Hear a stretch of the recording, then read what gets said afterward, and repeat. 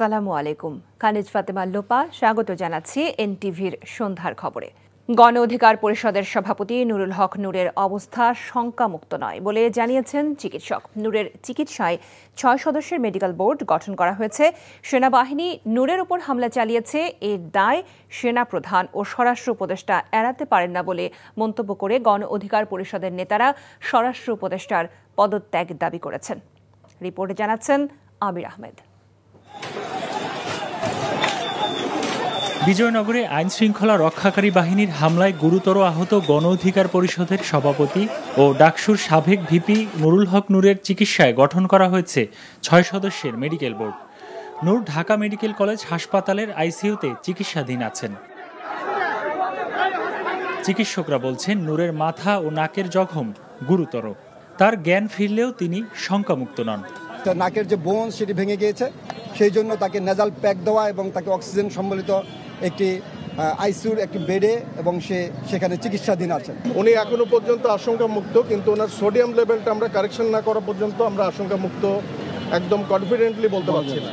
এদিকে প্রধান উপদেষ্টা ডক্টর মোহাম্মদ ইউনূস আশ্বস্ত করেছেন নূরের উপর হামলার ঘটনায় বিচারিক তদন্ত করে জড়িতদের বিরুদ্ধে ব্যবস্থা নেওয়া হবে। হাসপাতালে নূরকে দেখতে আসেন বিএনপির স্থায়ী কমিটির সদস্য ডক্টর আব্দুল মঈন খান ও দলটির স্বাস্থ্য বিষয়ক সম্পাদক ডক্টর রফিকুল ইসলাম। রাজনৈতিক কর্মসূচি পালনের সময় নির্মমভাবে আঘাত হানা হয়েছে। এখানে শান্তিপূর্ণ নিয়মতান্ত্রিক গণতান্ত্রিক রাজনীতিতে প্রত্যেকের মতামত প্রকাশের স্বাধীনতা থাকবে। এখানে কারোকে গায়ের জোরে তার মুখ বন্ধ করা যাবে না। গণ অধিকার পরিষদের সাধারণ সম্পাদক রাশেদ খান দাবি করেন পরিকল্পিতভাবে নূরকে হত্যার চেষ্টা করা হয়েছে। সেনাপ্রধানের উদ্দেশ্যে বলতে চাই, সেনাবাহিনীর যারা নুরুল হক নূরকে রক্তাক্ত করেছে, যারা আমাদের নেতাকর্মীদেরকে রক্তাক্ত করেছে, তাদের বিরুদ্ধে উপযুক্ত ব্যবস্থা গ্রহণ করতে হবে। অন্তর্বর্তী সরকার ডক্টর মোহাম্মদ ইউনূসকে আমি বলবো, এর জন্য সমুচিত শিক্ষা দিয়ে এদের বিচার করা হয় এই বাংলার মাটিতে। নূরের উপর হামলার প্রতিবাদে রাজধানীতে বিক্ষোভ মিছিল করেছে জামাত ইসলামী। তীব্র নিন্দা ও প্রতিবাদ জানান গণসংহতি আন্দোলনের প্রধান সমন্বয়কারী জোনায়েদ সাকি। দায়ী সেটা অবিলম্বে তদন্ত করা দরকার এবং যথার্থ তদন্ত করা দরকার। আবির আহমেদ, এনটিভি নিউজ, ঢাকা। গণ অধিকার পরিষদের নেতা নুরুল হক নূরের উপর আক্রমণকারী প্রত্যেককে বিচার বিভাগীয় তদন্তের মাধ্যমে আইনের আওতায় আনার ঘোষণা দিয়েছেন প্রধান উপদেষ্টা ডক্টর মোহাম্মদ ইউনূস। সামাজিক যোগাযোগ মাধ্যমে এক বিবৃতিতে তিনি একথা বলেন। নুরুল হক নূর সহ কাকরাইলে হামলার ঘটনায় কারা জড়িত দলমত নির্বিশেষে তাদের খুঁজে বের করা হবে। স্বচ্ছতার সঙ্গে এই বিচার নিশ্চিতের প্রতিশ্রুতিও দেওয়া হয় বিবৃতিতে। নুরুল হক নূরের চিকিৎসার খোঁজ খবর নিতে এরই মধ্যে একটি মেডিকেল টিম গঠন করা হয়েছে।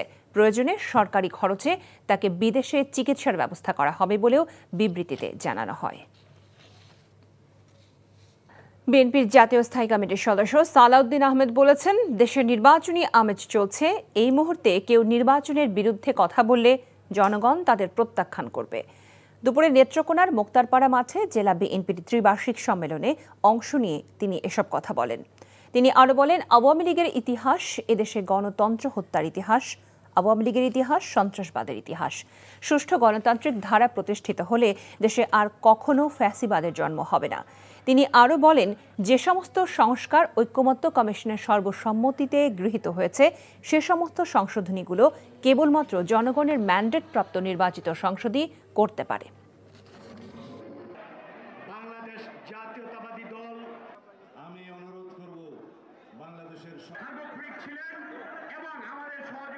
বাংলাদেশের সংবিধানে পিআর নামক কোনো শব্দ নাই।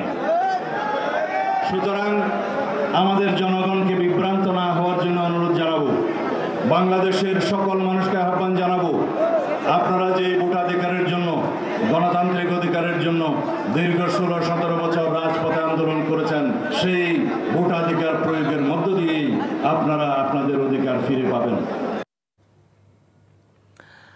আগামী বছরের 15ই ফেব্রুয়ারির মধ্যেই ত্রয়োদশ জাতীয় নির্বাচনের ভোট সম্পন্ন হবে বলে জানিয়েছেন প্রধান উপদেষ্টা প্রেস সচিব শফিকুল আলম। বর্তমান পরিস্থিতি এবং জাতীয় নির্বাচন নিয়ে রোববার বিএনপি, জামায়াত ইসলামী এবং জাতীয় নাগরিক পার্টির সঙ্গে বৈঠকে বসবেন প্রধান উপদেষ্টা ডক্টর মোহাম্মদ ইউনূস।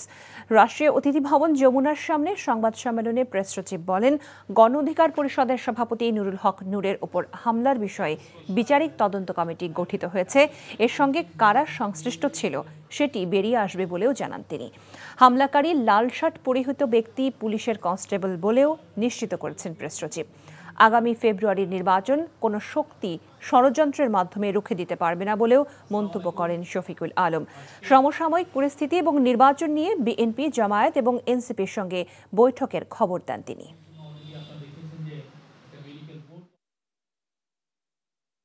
15ই ফেব্রুয়ারির আগে, মানে রোজার আগে ইলেকশন হবে, ফেব্রুয়ারির প্রথমার্ধে এটা হবে। আর এই গভর্নমেন্ট এই যে ঘটনাটা কালকে যে ঘটলো সেই ঘটনাটার নিন্দা জানিয়েছে এবং এটার ইম্পার্শিয়াল যাতে প্রোব হয় সেই জন্য আপনারা দেখেছেন যে আমরা অলরেডি আজকে ডিসিশন হয়েছে যে একটা জুডিশিয়াল প্রোব হবে। বর্তমান পরিস্থিতি এবং ইলেকশন নিয়ে আলাপ আলোচনা হবে। আগামীকাল 3টার সময় বিএনপির সাথে মিটিং আছে, 4:30টায় জামাত এবং সন্ধ্যা 6টায় এনসিপি। ট্রাম্পের শুল্ক নীতি বাংলাদেশের অর্থনীতির জন্য বড় সুযোগ তৈরি করেছে বলে উল্লেখ করেছেন বিশ্বব্যাংকের সাবেক প্রধান অর্থনীতিবিদ ডক্টর জাহিদ হোসেন। তিনি বলেছেন, চলতি অর্থ বছরে যুক্তরাষ্ট্রের বাজার থেকে $2 বিলিয়নেরও বেশি রপ্তানি আয় পেতে পারে বাংলাদেশ।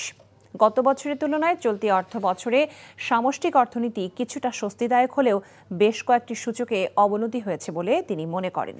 রাজধানীর ERF কার্যালয়ে আয়োজিত আলোচনা সভায় এসব কথা বলেন ডক্টর জাহিদ হোসেন। আরাফাত ইসলামের রিপোর্ট।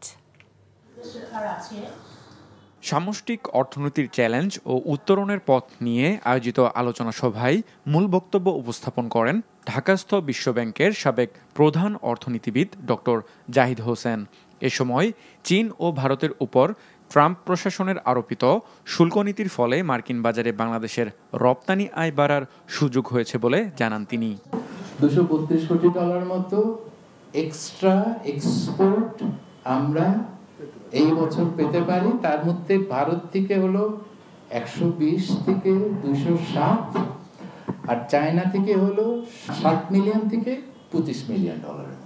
এক বছরের অর্থনৈতিক মূল্যায়ন করতে গিয়ে তিনি বলেন, অর্থনীতিতে গত বছরের চেয়ে চলতি অর্থ বছরে স্বস্তি ফিরেছে, যদিও এই সময়ে রপ্তানি আয় ও রেমিটেন্স প্রবাহ বাদে তেমন উল্লেখযোগ্য উন্নতি ঘটেনি।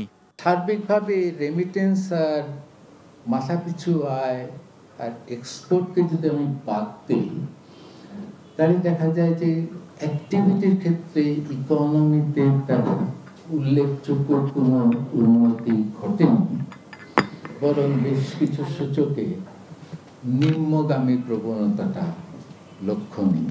বেশ কিছু কারণে অর্থনীতিতে স্থিতিশীলতা ফিরেছে বলে উল্লেখ করেন শ্বেতপত্র প্রণয়ন কমিটির এই সদস্য। 3টা কারণ বললাম। একটা হলো যে রাগর পোহালদের যারা অর্থ পাচার করতো, ব্যাংক লুটপাট করতো, তাদের ক্ষমতাচ্যুত হওয়া, ইকোনমিক ম্যানেজমেন্টে শৃঙ্খলা ফিরে আসা, যোগ্য লোকদের যোগ্য জায়গায় বসানো, এবং তৃতীয় হচ্ছে আন্তর্জাতিক ক্ষেত্রে আমাদের এই ডলারের দাম, কমোডিটি প্রাইসের দাম, সুদের হার। বাংলাদেশ মধ্যম আয়ের ফাঁদে পড়েছে উল্লেখ করে তিনি আরও বলেন, মাইক্রো ইকোনমি দুর্দশাগ্রস্ত হওয়ায় দারিদ্রতার হার বেড়েছে। আয় বাড়ছে ওভারঅল ম্যাক্রো লেভেলে, কিন্তু নিচের লেভেলের লোকজন সেটা পাচ্ছে না, যেটা একটা ফাঁদি। আরাফাত ইসলাম, NTV নিউজ, ঢাকা। কাকরাইলে GM কাদেরের নেতৃত্বাধীন জাতীয় পার্টির অফিসে হামলা হয়েছে। ঘটনাস্থলে আছেন স্পেশাল করেসপন্ডেন্ট হাসান জাবেদ, তিনি যুক্ত হচ্ছেন আমাদের সাথে। জাবেদ, হামলার যে ঘটনা আমরা শুনেছি সেই হামলা এখনো চলছে কিনা, এই মুহূর্তে আপনার কাছে কি তথ্য আছে? লোপা, আজকে মাগরিবের পরপরই কাকরাইলে জাতীয় পার্টির যে কেন্দ্রীয় কার্যালয়, সেখানে 15 থেকে 20 জনের একটি দল, কিছু যুবক, তারা এখানে হামলা চালায় এবং তারা এখানে 4-5 মিনিট অবস্থান নেয়, ইট পাটকেল নিক্ষেপ করে জাতীয় পার্টির কার্যালয়ে, এবং একটি গেট তারা ভাঙে। তারপর পুলিশ তাদেরকে জলকামান এবং টিয়ার শেল এবং সাউন্ড গ্রেনেড দিয়ে তাদেরকে ছত্রভঙ্গ করে দেন। তারপর তারা সেখান থেকে চলে যান। কিছুক্ষণ আগে জাতীয় পার্টির নেতাকর্মীরা তারপর এখানে আসেন, তারা এখন এখানে অবস্থান করছেন। আর বিকালে সন্ধ্যার সময় যে ঘটনাটি হয় সেখানে প্রত্যক্ষদর্শী যারা ছিলেন তারাও বলেছেন যে এখানে পাশ দিয়ে কিন্তু আপনার একটি মিছিল যাচ্ছিল গণ অধিকার পরিষদের। সেই মিছিল থেকে হয়তো এই 15-20 জন নেতাকর্মী সমর্থকরা এখানে এসে এই জাতীয় পার্টির কার্যালয়ে হামলা চালায়। তো আমরা এই মুহূর্তে পরিস্থিতি দেখাই আপনার জাতীয় পার্টির কার্যালয়ের সামনে জাতীয় পার্টির নেতাকর্মীরা এখন অবস্থান করছেন এবং যারা হামলা করেছিলেন তারা কিন্তু এখন এখানে নেই, তারা চলে গেছেন। আর পুলিশ এখানে অবস্থান করছেন এবং আজকে কিন্তু বিকালে জাতীয় পার্টির মহাসচিব যে ব্যারিস্টার পাটোয়ারি তিনি কিন্তু ময়মনসিংহ বিভাগীয় নেতাকর্মীদের সাথে সংবাদ সম্মেলন করেছিলেন এবং সংবাদ সম্মেলন করে সাংবাদিকদের সাথে কথা বলেন। তিনি সেখানে আগামী নির্বাচন যাতে লেভেল প্লেইং ফিল্ড থাকে, মপতন্ত্র যে আছে মপতন্ত্র নিরসন করতে হবে, জাতিকে রক্ষা করতে হবে, সবাইকে ঐক্যবদ্ধভাবে থাকতে হবে, কোনো রাজনৈতিক দলকে আসলে নিষিদ্ধ করার কোনো রাজনৈতিক দলের চাওয়া হতে পারে না, এটা রাজনৈতিক কর্মসূচি হতে পারে না। উনি এমন বক্তব্য দিয়েছেন। উনি সংবাদ সম্মেলন করে নেতাকর্মীদের নিয়ে চলে গেছেন। তারপরে কিন্তু সন্ধ্যার দিকে এসে তারপরে এই হামলাটি ঘটে। লোপা, কাকরাইল থেকে জানছিলাম জাতীয় পার্টির অফিসে হামলার খবর। জাতীয় পার্টি নিষিদ্ধের যে দাবি উঠেছে তা যাচাই বাছাই করে দেখা হচ্ছে বলে জানিয়েছেন অ্যাটর্নি জেনারেল মোহাম্মদ আসাদুজ্জামান। দুপুরে ঝিনাইদহে এক অনুষ্ঠানে তিনি একথা বলেন। তদন্ত থেকে শুরু করে তাদের বিরুদ্ধে সর্বোচ্চ ব্যবস্থা নেওয়া হয়েছে এবং দ্রুততম সময়ে নেওয়া হয়েছে। আমরা যদি কোনো অভিযোগ থাকে আমাদের পর্যন্ত আসলে আমরা তার জন্য যা যা করণীয় করব। অন্তর্বর্তী সরকার 1 বছর পার করলেও এখনও কোনো সংস্কার কার্যক্রম শুরু করতে পারেনি বলে অভিযোগ করেছেন বিএনপির স্থায়ী কমিটির সদস্য মেজর হাফিজ উদ্দিন আহমেদ। বলেন, জনগণের জন্য কাজ করতে পারে একমাত্র নির্বাচিত সরকার। জাতীয় প্রেস ক্লাবে এক আলোচনা সভায় তিনি এসব কথা বলেন। আমি তো একটা সংস্কারও দেখি না, এখন রোজ সংস্কার সংস্কার সংস্কার, টেলিভিশন খুললেই সংস্কার। এই 1 বছরের তো কোনো সংস্কার হলো না। তো সংস্কার উদ্যোক্তারা কি সংস্কার করেছেন? তারা বলেছেন 53 বছর তো রাজনৈতিক দল ক্ষমতায় ছিল, তারা কিছুই করতে পারে নাই, কিছুই করতে পারে নাই। আপনারা তো 1 বছর ছিলেন, কোনো একটা সংস্কার তো শুরুই করতে পারেন নাই, কেবল আলাপ আলোচনা আলাপ আলোচনা। এক্সপেল ডুয়েল অ্যাকশন অ্যারোসলের সৌজন্যে ডেঙ্গু পরিস্থিতির খবর। নারায়ণগঞ্জে ক্রমেই বাড়ছে ডেঙ্গু আক্রান্ত রোগীর সংখ্যা। আক্রান্তদের চিকিৎসার জন্য জেলার 10টি আইসিইউ শয্যাসহ 4টি ডেঙ্গু কর্নার চালু করেছে স্বাস্থ্য বিভাগ। হাসপাতালগুলোতে ভর্তি হয়ে চিকিৎসা নিয়েছেন 477 জন। এর মধ্যে 464 জনকে চিকিৎসা দিয়ে ছাড়পত্র দেওয়া হয়েছে। নারায়ণগঞ্জ জেলা civil surgeon AFM Mashiur Rahman dengue রোগীদের জন্য নির্ধারিত বেডের তুলনায় রোগীর সংখ্যা বেশি বলে জানিয়েছেন। তবে ডেঙ্গু আক্রান্ত হয়ে এ জেলায় কোনো রোগীর মৃত্যু হয়নি। এছাড়া চিকনগুনিয়া ও ভাইরাসজনিত জ্বর নিয়ে প্রতিদিনই হাসপাতালগুলোতে রোগীরা ভিড় করছেন। এদিকে এডিস মশার প্রতিরোধে মশক নিধন, সচেতনতা বৃদ্ধি সহ নানা পদক্ষেপ নিয়েছে সিটি কর্পোরেশন। অব্যবস্থাপনার কারণে সিলেট আন্তর্জাতিক স্টেডিয়ামের গেট ভেঙে ভেতরে ঢুকেছে দর্শকরা। দীর্ঘ সময় লাইনে দাঁড়িয়ে থেকেও ভেতরে ঢুকতে না পারায় এমন অবস্থা তৈরি হয়েছে বলে জানান টিকিটধারীরা। স্টেডিয়ামের গেটে ঝামেলা কমাতে বাংলাদেশ নেদারল্যান্ডস সিরিজ টিকিট অনলাইনে বিক্রি করা হয়েছে। টিকিট পেলেও স্টেডিয়ামের মূল গেটে দীর্ঘ সময় অপেক্ষার পর গেট ভেঙেই দর্শকরা ভেতরে ঢুকেছে। তবে গ্যালারিতে প্রবেশের পথে তাদের আরও একবার বাধার মধ্যে পড়তে হয়। সেখানেও পুলিশি বাধায় ক্ষিপ্ত হয়ে ওঠে দর্শকরা। নিরাপত্তা বলয় ভেঙে যে যার মতো গ্যালারিতে ঢুকেছেন। এমন পরিস্থিতির জন্য স্টেডিয়ামের অব্যবস্থাপনাকেই দায়ী করেছেন প্রথম টি20 দেখতে আসা দর্শকরা। নেদারল্যান্ড ব্যবস্থা অনেক খারাপ, এখানে গেট ভেঙে গেছে। আমরা এই দিক দিয়ে ঢুকতে পারতেছি না। আমরা টিকিট কেটে এটা কি আমরা মাঠ দেখবো, বাইরে গেট দেখবো? আমরা প্রায় 60টার দিকে বাইরে উপস্থিত। আমরা ওনারা একবারে অনিয়ম, ওনাদের নিয়ম সিস্টেম একদম সুবিধার নাই। তারপর আমরা টিকিট নিয়ে আইছি, এমনি তো আইছি না। আর থেকে কই দিকে আইছি আমরা অনেক দূর থেকে, এবার পরে আসতে গিয়ে অনরাকি দে। 5 ম্যাচের ওয়ানডে সিরিজ খেলতে আগামীকাল ইংল্যান্ড যাচ্ছে বাংলাদেশ অনূর্ধ্ব 19 দল। তার আগে মিরপুর শেরেবাংলা স্টেডিয়ামে দলীয় ফটো সেশন সেরেছে আজিজুল হাকিম তামিমের দল। ইংল্যান্ড অনূর্ধ্ব 19 দলের বিপক্ষে 5 সেপ্টেম্বর প্রথম ম্যাচ খেলতে নামবে সফররতরা। বাকি ম্যাচগুলো হবে 7, 10, 12 ও 14 সেপ্টেম্বর। 1 সেপ্টেম্বর লন্ডন পৌঁছে একদিন পর অনুশীলন করবে টিম বাংলাদেশ। 3 সেপ্টেম্বর আয়ারল্যান্ড অনূর্ধ্ব 19 দলের বিপক্ষে একটি প্রস্তুতি ম্যাচ খেলার কথা রয়েছে। মূলত যুব বিশ্বকাপের প্রস্তুতি হিসেবেই এই সফর করছে বাংলাদেশ অনূর্ধ্ব 19 দল। এর আগে দক্ষিণ আফ্রিকা ও জিম্বাবুয়ে সফর করেছে দলটি। Cricketers welfare association of Bangladesh কোয়াব নির্বাচনে 11টি পদের মধ্যে 10টিতেই একক প্রার্থী থাকায় তারা বিনা প্রতিদ্বন্দ্বিতায় নির্বাচিত হতে চলেছেন। ফলে 4 সেপ্টেম্বর সভাপতি পদের জন্য সাবেক ক্রিকেটার সেলিম শাহেদ এবং বর্তমান ক্রিকেটার মোহাম্মদ মিঠুন লড়বেন এই পদের জন্য।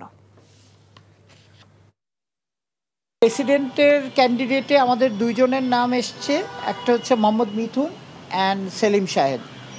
শারিয়ার হোসেন বিদ্যুৎ সিনিয়র ভাইস প্রেসিডেন্টের জমা দিয়েছেন, Nurul Hasan Sohan vice president, Najmul Hasan Shanto member, Shamsul Islam Shuvo member, Mehedi Hasan Miraz member, Rumana Ahmed member, Khaled Masud Pilot member, Imrul Kayes member, Irfan Sukkur member এবং আকবর আলী মেম্বার।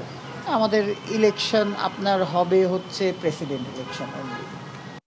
এই ছিল সন্ধ্যার খবরে। এই খবরের ভিডিও সহ আপডেট জানতে ভিজিট করুন এনটিভি অনলাইন www.ntvbd.com। এছাড়াও এনটিভির জনপ্রিয় সব অনুষ্ঠান ও খবরের আপডেট জানতে ভিজিট করুন আমাদের ইউটিউব ও ভেরিফাইড ফেসবুক পেজ। রাত 10:30টায় রাতের খবর দেখার আমন্ত্রণ জানিয়ে বিদায় নিচ্ছি।